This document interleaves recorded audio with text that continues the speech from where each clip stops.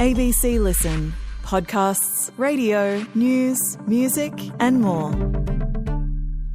Before we start today's story, we're very excited to share that tickets for Conversations Live, our national tour, are selling fast. Extra shows have been added in Adelaide, Hobart and Perth. We've got a wonderful show planned for you with special guests, memorable moments and a few surprises along the way. Sarah and I would love to see you. There's a link in the show notes, or you can go to the Conversations page for more details. In the first decades of this century, thousands of young Australians went to live and work in China. They were excited to be part of one of the greatest events of modern history, the dramatic opening up of China to the world. Cheng Lei is a Chinese-Australian journalist who was one of those people caught up in the optimism of those years. She went back to the country of her birth. She got a job with the Chinese state broadcaster's English language service as a high-profile TV news anchor and a business reporter. It was an exciting time. Australia's relations with China were very good. But not long after Xi Jinping came to power, the relationship deteriorated. And one day in 2020, Cheng Lei was arrested by China's Ministry for State Security, the secret police. And she was told that she was suspected of carrying out criminal activities endangering China's national security. The charge was absurd, and Cheng Lei expected to be quickly released, but she was detained in cruel and sometimes bizarre circumstances that were designed to break her will, and she was kept in that state for 3 years. Cheng Lei has now written a memoir that takes us inside the profoundly paranoid Chinese state security system, where nothing is what it says it is. Her book is called A Memoir of Freedom. And this story is so rich, we're going to bring it to you over 2 episodes of Conversations, and this is part 1. Hello, Lei. How are you? Hello, Richard. So good to be here. I really do want to know how you are. How are you doing after all this time? Back in the normal world, as that's what we call Australia these days? Better than normal. I think it's very hard to encapsulate what I feel, especially right now. I was shut up for so long, and now I am on a podcast and I get to say what's on my mind. I get to tell the truth, and nobody's going to press any intercom buzzer and say, you shouldn't have done that, shouldn't have said that, get back to your little spot and call me by my number. So this is bloody wonderful.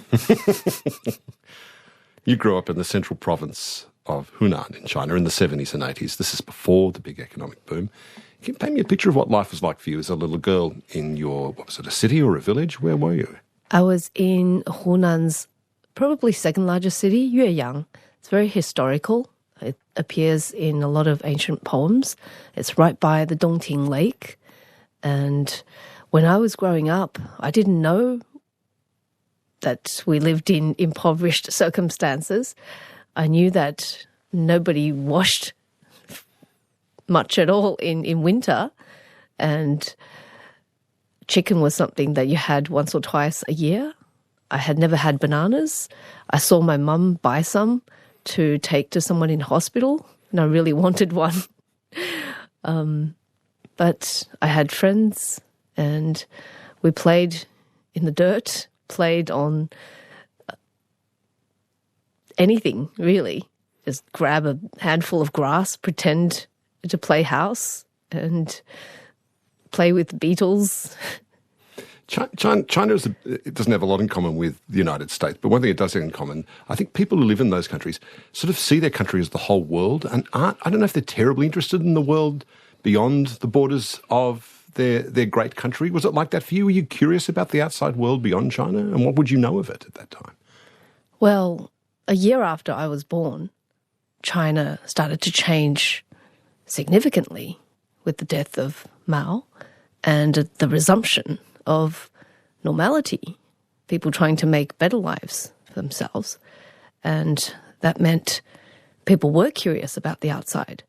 My dad learnt a lot of English listening to Voice of America broadcasts, but secretly, because that if you were would have dobbed been in, dangerous, yes. And everyone who knew something of the outside was a bit terrified, but also very excited.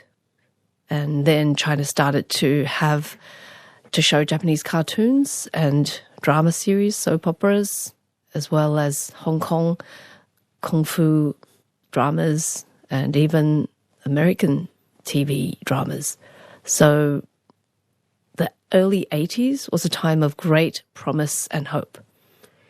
In Eastern Europe, under the communist economies that they had there was a lot of scarcity. So people got very good at make, do and mend and creating all kinds of things with, a comb and a bit of tissue paper or something. Was your dad like that? My dad is the ultimate engineer. When we lived in our pigsty flat, which was the first flat I knew as home, he was always making something. He made a seat for me on the bike so the three of us could go on the same bike.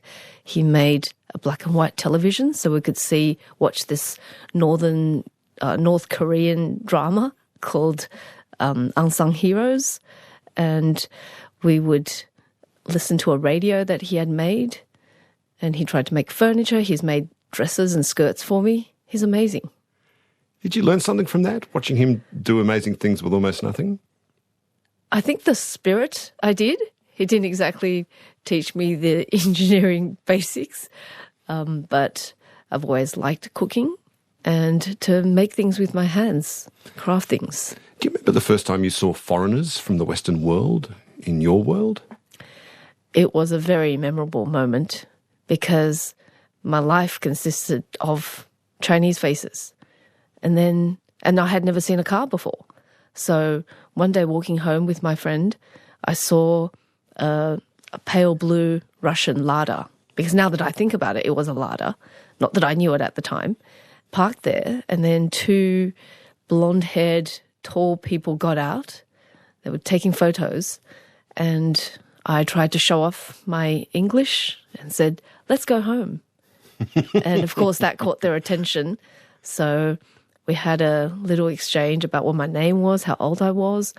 And when I went home and told Mum, she was super proud of me and kept asking me again and again about all the details of the conversation.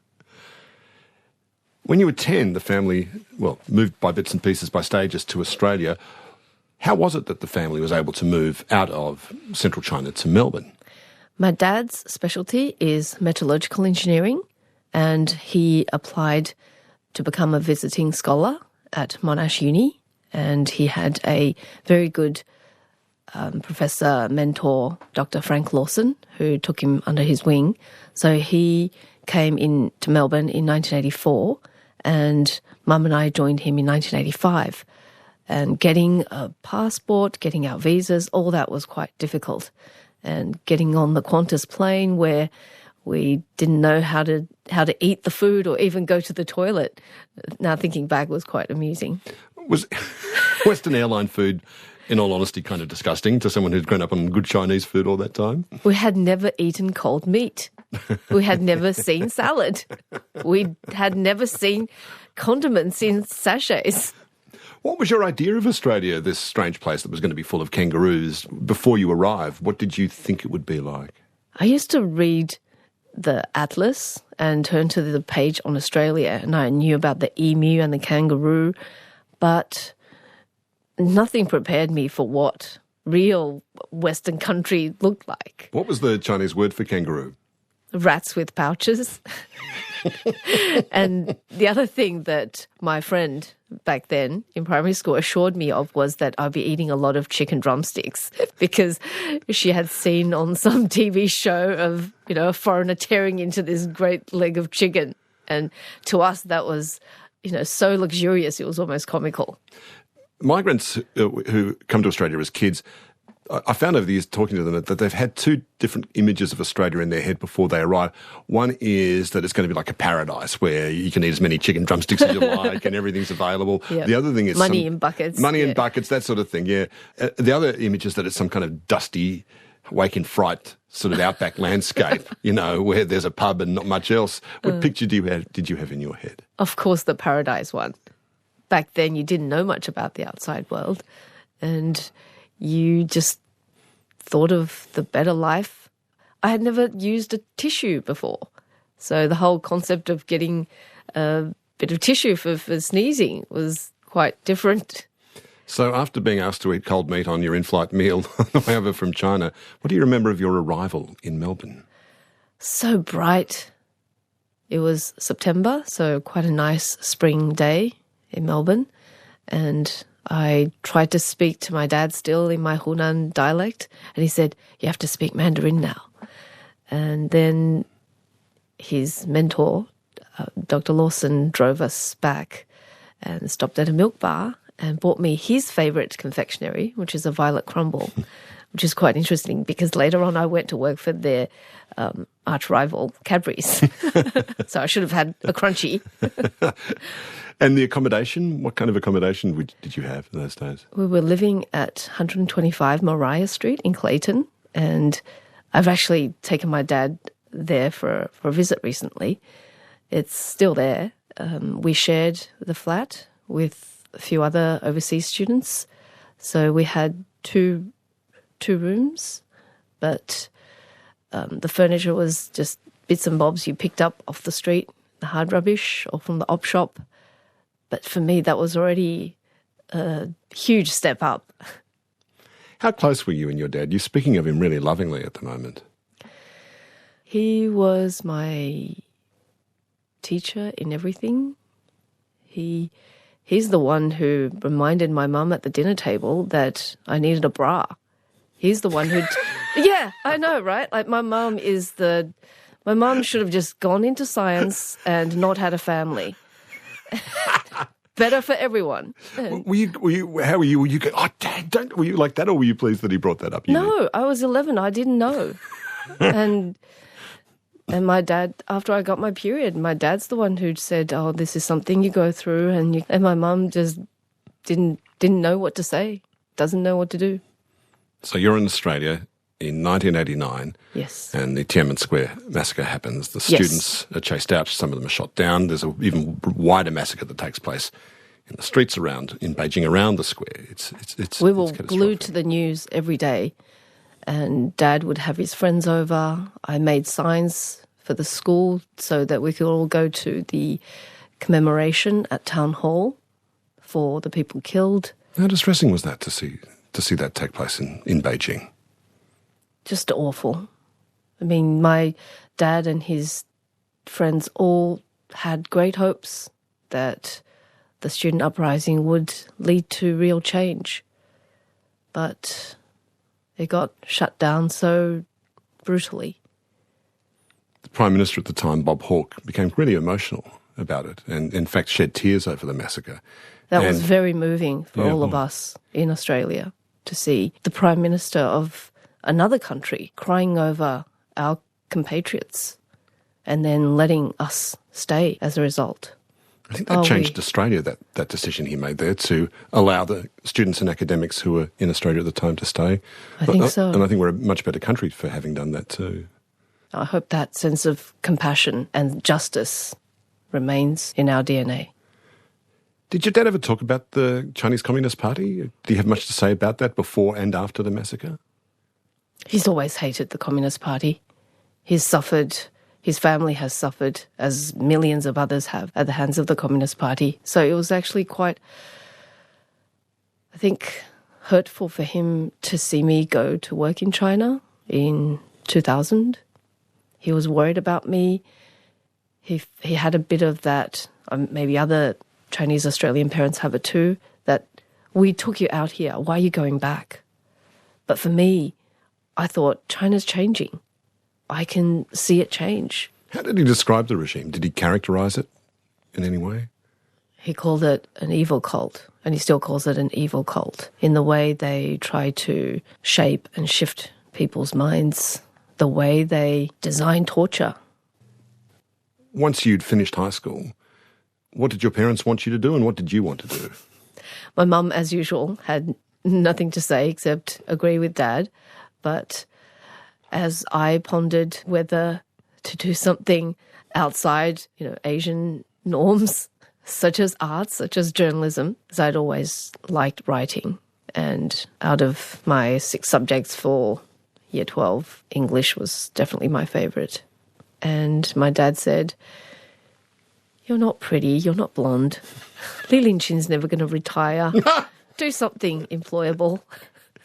She did retire. But that was some way down the track from there. Well, it was many years after I got into journalism. But the idea that you could only get on TV because there's only one slot available for once Li Lingqin goes. See how much we've changed. Yeah. So I was 16 and a half because I had skipped a year in high school. And now thinking back, I wasn't emotionally mature enough to say, this is what I want, this is what I don't want. So I just had this vague idea. I would get a job, please the parents. I just felt like this duty because they were paying my fees, because they work hard, that making them happy was more important. So I chose commerce because it was cheaper than law, because I was still an overseas student. While we were permitted to stay, we still hadn't got our permanent residency. So you finished university, you became an accountant, and then at 25, you went to China with a background in business and commerce. And eventually you got a job as a finance journalist with the English arm of China's state broadcaster. What was your first gig there? I got that job thinking I'm just going to interview for a lark. And I was asked to go and intern. And then they said, why don't you try interviewing someone? And after that, they gave me a 15-minute weekly show to host in a tiny studio with no prompter and no air conditioning. But I loved it and felt I had finally found my calling. I think a lot of interviewers, I'm certainly one of these people, are kind of naturally introverted, and when you become an interviewer, it allows you to ask nosy questions, but it sort of gives you permission to do that in a way. Yeah. You like that? I love that. And I still ask friends many questions. And sometimes they say, don't go or interview on me. So you love the work then? I loved it. And that was why a year and a half later, CNBC, which is far more professional as a business network, hired me as their China correspondent. And I worked there for 9 years. What was it like for you to go back to China with your girlhood memories of it and then to see it having changed so radically in the intervening years? It was so exciting that change could take place so quickly, and not just the physical changes, but the way people's minds were opened up. And that real sense of can-do, of course, that also came with a lot of corruption, the can-do in government. But I was energized by it, and I felt I was in the perfect place because I am so linguistically and culturally schizophrenic. I can talk to a Chinese person, immediately have the script or the story in English and interpret it with nuance because I get it. I get both sides. I think it was on my second trip that someone explained to me how it was a big deal when Beijing built its first ring road. And then soon after that, they almost immediately had to build another one, and another one, and another one, in ever greater concentric circles around the city. Meanwhile, there's even a song about it. There is, right. Yeah, about all the different rings. Skyscrapers are shooting up. There's cranes everywhere across the city. The city's getting ready for the Olympics, which are coming down the track. These are really heady years in places like Beijing and Shanghai as well. And you felt that energy. Yes. And everyone was coming through. A lot of multinationals amping up their investments, more cultural, sporting events. And I was in the midst of all it. During this time, you got married, became a mother of 2 kids while you were working with CNBC Asia. How about your kids? How were they going? Were they getting a mix of life in Asia and in Australia as well? Well, my daughter was 47 days old when I flew back with her from Melbourne, where I had her. And I remember a few days after that was my first interview with the CEO of PepsiCo. And she gave me a big hug because she was so touched that I had just had a baby and was getting back to work. But for me, it was a no-brainer. I didn't want to miss work. There was a thing that was being said on my first trips to China, which was, I think a lot of clever people had the expectation that as China opened up, it would become more and more liberal and would eventually, maybe some point down the track, become certainly less authoritarian, maybe move to something like a Singaporean model where there's kind of one party in control, but there's a greater degree of freedoms on offer, more honesty in the reporting about the economy and all that. Were you expecting that, or did you see trouble ahead? We all thought that, clever or not. And a lot of that was happening. You would see stories that couldn't have been written before. You would see more civil liberties, even talk of an opposition party being allowed. But now, thinking back, some of it was just to appease Western observers. And then the minute they're not watching, lock those opposition people in jail. You went back to CCTV, Chinese state TV in Beijing. How is the media landscape changing once Xi Jinping took over as supreme leader in China? The change was gradual, but startling all the same. In what way? The news started to be more Xi-centric, as in the Chinese news. And when he visited, he made it very clear what he liked and what he didn't. He didn't like all the fancy new buildings that had shot up for the Olympics. He liked control. He seemed to have forgotten China's cultural evolution, which basically started because of this idolization of Mao and the centralization of power. He was a princeling, and his family had suffered under the Cultural Revolution. That's what nobody understands. You'd think that he would learn from that, but instead he's really nostalgic for the Mao era and the Mao ways. Maybe he did learn from it. Maybe he learnt what naked power was. It's hard to fathom. Were your interviewees in China saying one thing to the Chinese media and another thing to the Western media increasingly at that time? It felt like it sometimes. For at least 10 years, I felt I was getting decent answers, whoever I asked, and they were telling the same things to the same outlets. But after Xi, and especially after Trump, everyone's answers and attitudes and their spins became wonky. I had Eric Schmidt, the former Google CEO, tell me, I would never go on your channel. Never, ever. I've had people say, like you said, Western CEOs tell me things in a certain way and then go on Bloomberg and say it another way. And we had a lot less access to Chinese bureaucrats and Chinese CEOs as the Xi disease spread, because they were all afraid of the paramount leader. They all felt that they could say something wrong and it could be used against them politically. The last time I went to China was in 2019, early 2019, on a book tour. My first book was published over there. And it was the most satisfying and wonderful book tour I've ever done.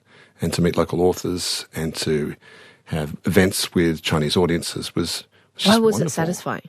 Oh, I just got asked really good questions by the arts media in Beijing in particular. The events were so warm. I had a translator. There was a lot of humour. I was really welcomed by local authors and academics in Shanghai in particular. I had so much. It was fun and moving in a strange way as well. But amongst expatriates in Beijing at the time, there was a lot of gloom. And there was talk about Australia's relationship with China was shifting now from friendship to the philosophy of it was now going to be different philosophies, shared interests. And bit by bit, they were watching the closure of a bookshop, the closure of a bar, a nightclub, and on it went. Were you seeing all this? Not to mention the censorship in literature and arts. Things like if you have ever done any artwork based on Mao, you have to disclose it. Your career will suffer because of it. To shutting down exhibitions, to censoring theatre productions, all of it. Did the idea that the period of openness that was shutting down, did that come hard to you, that realisation? Do you think you really registered that while you were still there? Not fully. I was still hopeful that it could go back the other way. I started to get nostalgic for the previous years. Tell me about the friendship you struck up with a fellow journalist who worked for Bloomberg named Hayes Fan. She used to work at CNBC. We met in 2015 when she came to our studio with her colleague, the anchor, to come on my show and talk about their take on the political gathering, the NPC sessions. And we struck up a friendship and started to help each other with contacts, with introductions, and things like if we'd go and cover the same conference, if she needed equipment or if I needed help finding a particular guest, we would do that for each other. And we saw each other socially. She was very nice to my kids as well. We used to do a lot of bitching together about the insane world that is journalism in China.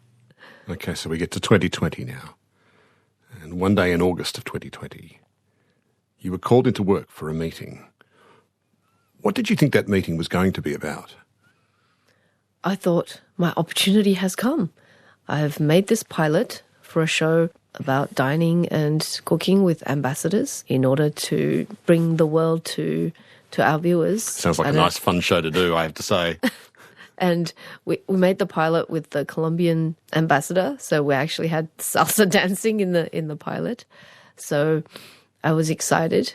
So what happened when you got in? The world's worst surprise was waiting for me. I pushed open the door thinking it would be a one-on-one with Director Fan. Instead, there were all these people there with stern expressions.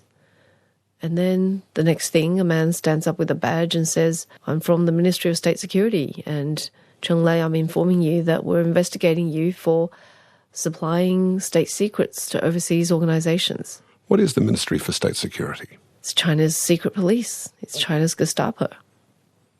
They haven't been a well-known outfit up until recently, have they? In journalist circles, they're pretty well known because they tend to shadow foreign journalists, sometimes chat to them, try to find out what they're working on in a friendly way, but nefarious. They said you were being investigated for supplying state secrets. Not just supplying, but getting paid to... Oh, right. You were a paid informant for foreign organisations, foreign governments? There were two charges, but then at the formal arrest, they dropped the part about either my paying for or being paid. When you heard these charges being levelled at you, what did you think? I thought, this is stupid, and surely it's a mistake. And then my phone and bag were taken, and they took me into the car park, put me into the car, drove to my apartment, and raided my place for 5 hours, took away papers and electronics, while two female officers were guarding me all that time. And what were you thinking while that was happening? I was very calm. Why? Why were you calm? I thought, go to town. I've got nothing to hide.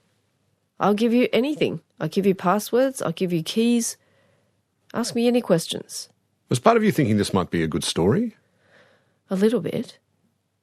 I was thinking, surely this will be cleared up very soon, and then I will have the mother of all dinner party stories. There was nothing incriminating in your flat, but nonetheless, did they, quote-unquote, find something in your flat? Yes. What did they find? They found the 2020 Premier's work report, which gets read out in the Great Hall of the People at the NPC sessions. It sounds like a public document to me. Why was that a problem? That was what they went with in the end, that because I texted Hayes 8 words from that document 7 minutes early, that I should be sentenced to at least 5 years. So their argument was that even though this Premier's work report was a public document, it had been embargoed, and you had broken the embargo by 7 minutes, they said, by texting some of its contents to your friend and fellow journalist Hayes Fan. That was their argument? There's no mention of the embargo on the document. The embargo time was only disclosed after the prosecutor sent the case back to the investigating officers to say, where is your document saying there is an embargo and when is the embargo?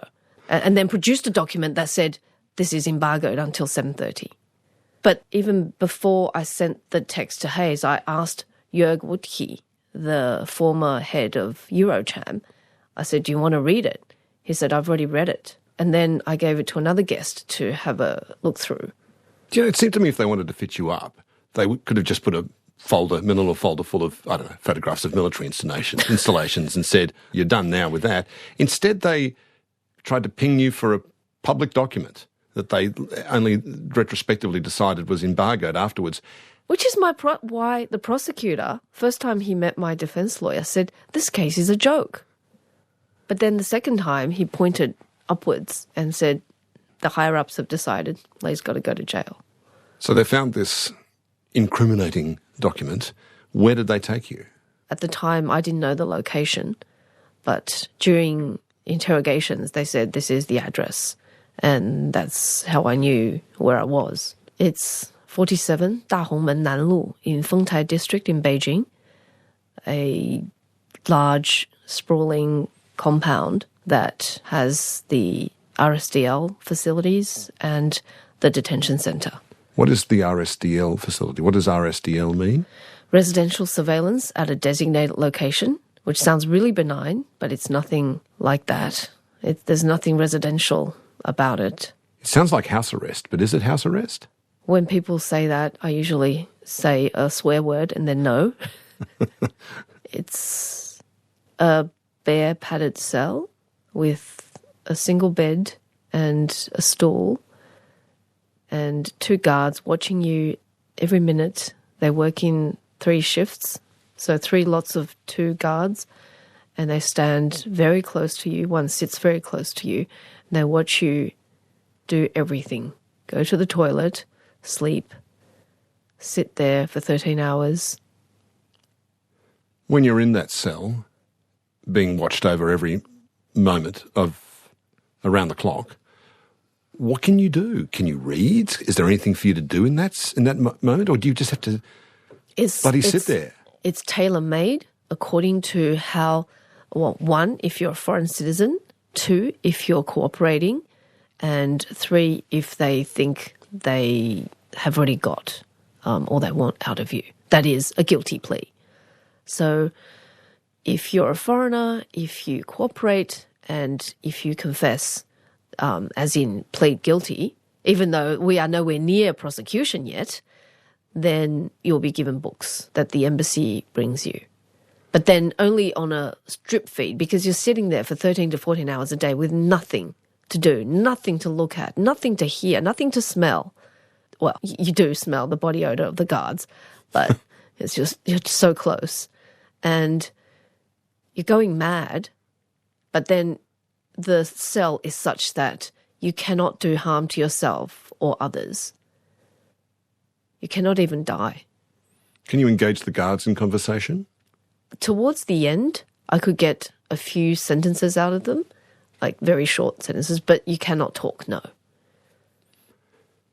So you're in detention in Beijing. What about your kids? Where were they at this point? They were with my mum in Melbourne because they had been living there when I was taken and there was nowhere else for them to go. And that was really sad for me because, well, one mum is old. She's got to look after 2 rambunctious kids, and also she's got hoarding disorder. Her house is not livable. While you were in the cell, being watched over, was there a window? Could you see outside? The curtains were always closed, but after the embassy lobbied on my behalf, they allowed 15 minutes of the top. It's a 30-centimetre wide window. The top window can be open for 15 minutes a day, but the curtains are still closed, so you cannot see outside. But there's supposedly a little fresher air coming in. Where do you go to in your mind when you're living under those circumstances? I talked to myself. I had a radio show in my head called Coffin FM because that's how it felt.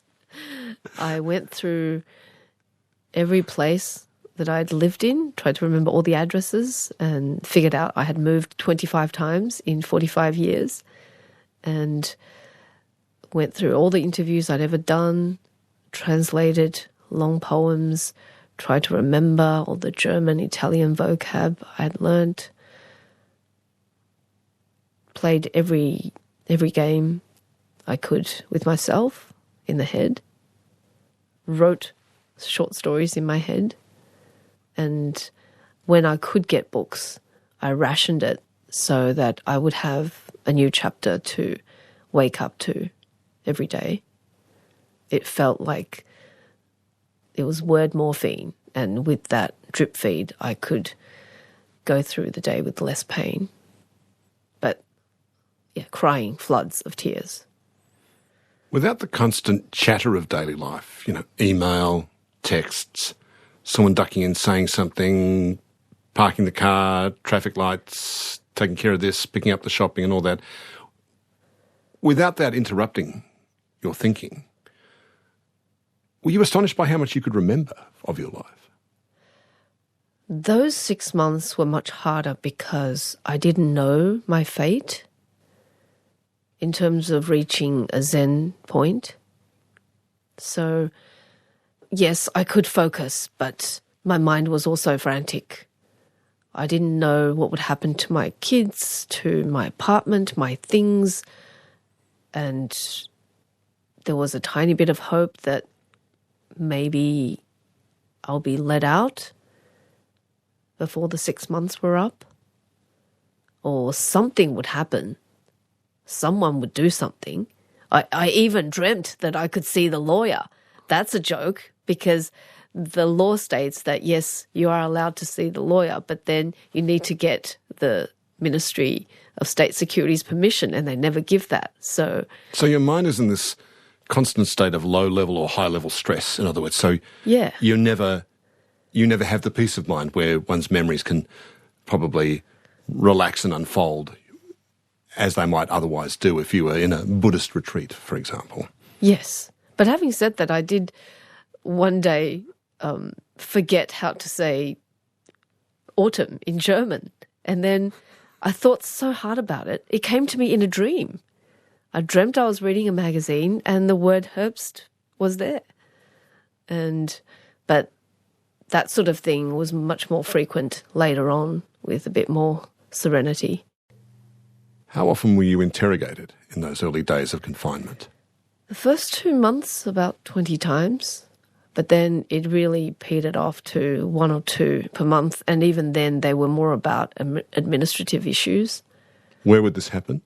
Right next door, in a room right next door, which under China's law is not allowed. The residential location is supposed to be separate from the place of interrogation. Where did they put you once they brought you into this room? In a restraint chair, really locked, so I couldn't stand up or move. How did these interrogations unfold to begin with? Oh, they ask everything. Where my grandmother was, why ASIO didn't recruit me, why I was friends with Hayes, who else did I know, who is James, why did you help this Uyghur teacher? And then they would give me a piece of paper to write down what I thought or what I knew of everyone in my address book. Did they hit you or use physical violence? Oh, no. They were very careful about that. Or they scream in your face? A few times. But I think because I'm a foreigner and because my case was generating media attention outside, they were careful to cross their T's and dot their I's. Was this a performance from your interrogators, or did you get the sense that they genuinely hated you? There were a few different personalities, and I wondered if he was a good cop, bad cop act. My internal dialogue to them was, stop playing games. I've got nothing to hide. Go crazy. Ask me anything. I'll just answer, and you see what you can do with it. Good luck, mate. What you were saying was so obviously true. Yeah. Could you see that they were believing you and just had to go through the motions nonetheless? Yeah. And when they thought they found in my phone some sort of reference that was vaguely suspicious, they were quite keen. And then when they got so disappointed, I was secretly very happy. But the point of the interrogation isn't really the search for truth. It's to bring about your submission, isn't it? Yes. It's to find something with which to make me feel guilty and then have me sign something. It's all about signing the document that says, I am guilty and I accept punishment. And what did you tell yourself about signing that document? Well, if it's a bullshit system, then they'll get a bullshit confession from me. What do they expect? What is my professed innocence worth anything in that system? They gave you homework. Yeah. Homework? What kind of homework? Like if they saw some snippet of conversation in my phone records, they would say, why did you say that? Or who told you that? And I would have forgotten. And then they would say, well, you think about that. That's your homework. And I would be racking my brain trying to think of what was so dodgy about this particular person or what we talked about. And then just saying, sorry, I have no idea. And in the end, it turned out to be nothing. And again, that disappointment on their faces. Was there the old Maoist thing of asking you to conduct some kind of self-evaluation and kind of confess your sins, if you like? Ad nauseum, yes. They're very into that. Even until my sentence had run out and I was in the halfway house. I had to, in total, I had written, I don't know, something like 10 of them. The nature of these kind of self-evaluation things that you're expected to write, are you expected to say that I'm a bad person, or that kind of thing? Yes. The worse, the better. That was my experience. As you're writing these things, are you kind of inwardly laughing, or are you feeling terrible? Are you feeling abject? How do you feel when you're in those circumstances? Well, once I knew that was what they wanted, and I saw with clarity the absurdity of the whole so-called legal process, it didn't hurt to write that I was a criminal, that I had betrayed the motherland, and that I had eroded the state's authority, and that I am sorry and I am begging for forgiveness. You know, they just want that sense of almighty power and control. Totalitarian governments trade in shame and guilt. Yes. But you already knew that, though, didn't you? Knowing it and feeling it are different. When were you first able to hear some news about your family while you were incarcerated like that? I got the first notes, very brief notes, because they weren't allowed to write letters to me at the time, was about a week or two after my incarceration. But I first got a letter from my children more than a month after I remember in one interrogation, I said, please, Officer Lee, can you just tell me my children are okay? And so when I got a letter from my kids, and maybe my mum had told them to write about happy things. And so we had just gone on this terrific holiday in Taiwan in February of that year. And so they talked about the fairy floss at the night market and the hot air balloons and us feeding deer. And it was a comfort, but also just a huge hole in my heart that I couldn't be there for them. Does normal life in the world outside start to feel a bit fictional after a while? Yes, I started to look at my whole life in a different light. Everything that I was proud of, that I had liked and loved and enjoyed, turned to bitterness.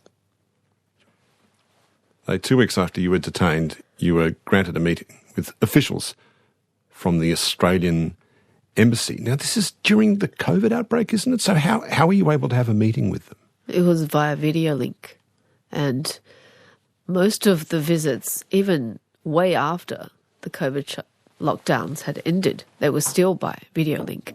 And I call that part of the characteristic, gratuitous cruelty that the Ministry of State Security is known for. Did you speak with the ambassador, Australian ambassador? Yes. And what were you able to communicate to each other? I wanted to say so many things, but I also was conscious of the stern warnings from the case officers. Do not talk about the case. And they had video cameras recording me. They had an interpreter translating for the supervising officer. And they had 5 officers sitting around me. And we were talking via video link and with masks on. It wasn't exactly a spontaneous conversation. Was the ambassador able to assure you the Australian government was on the case and doing everything it could on your behalf? I think at the time they were still figuring out whether I was a spy, maybe. A spy for who? For them? For the Australian government? Surely they would have known that. the state-sponsored bots or trolls on the Chinese internet said that I was working for the Americans and the Australians. And if I am, I'd like to see my spy check. I'd like to get my proceeds, thank you. Like you've been working for the CIA all this time and they don't even pay you? That's right. That's a disgrace. It's a rip-off. I can't imagine how isolated you felt in that moment. Yeah. But still, it was very comforting to see and hear from people who were there concerned for me, especially to bring precious messages from my loved ones. Podcast and broadcast. This is Conversations with Richard Fidler. Cheng Lei's story of her 3 years spent in detention in China on trumped-up espionage charges is called A Memoir of Freedom. And her story is so rich, we're bringing it to you over 2 episodes. In episode 2, Cheng Lei takes us deeper into China's paranoid, image-conscious state security system, where she came face-to-face with the cruel and occasionally ridiculous tactics designed to break her will. That's on Conversations tomorrow. Today's conversation with Cheng Lei was produced on the lands of the Gadigal people. The producer was Maggie Morris. Executive producer is Nicola Harrison. I'm Richard Fidler. Thanks for listening.